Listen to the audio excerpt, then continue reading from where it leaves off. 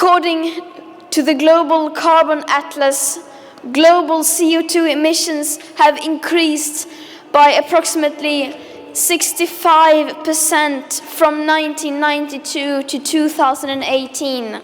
If the adults really loved us, they would at least do everything they possibly could to make sure that we had a safe future, a future to look forward to. As it is now, it feels like they are doing the exact opposite.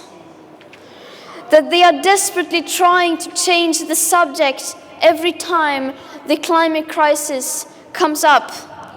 Because they are so afraid of being unpopular and to make uncomfortable decisions. It is like they are selling our future for their comfort and profit. We are starting to see through their lies, and we will hold them accountable for their actions. When I was your guys' age, I was in a high school shooting and some of my cousins and relatives died, and it was one of the worst days of my life.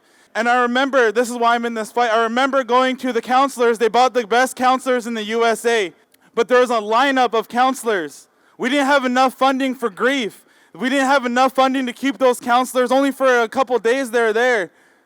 And I thought about all the money from the government should be going towards our youth, should be going towards renewable energy projects. We have to stand up to our government and tell them no means no, that that's our taxpayers' money and that should go towards the people, by the people, so that we have a safe and secure future.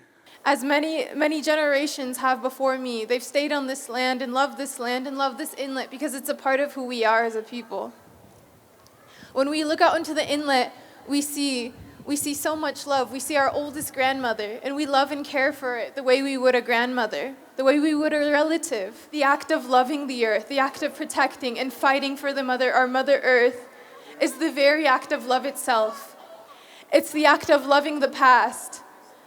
It's the act of loving the present, and it's the act of loving the future and all the future generations to come.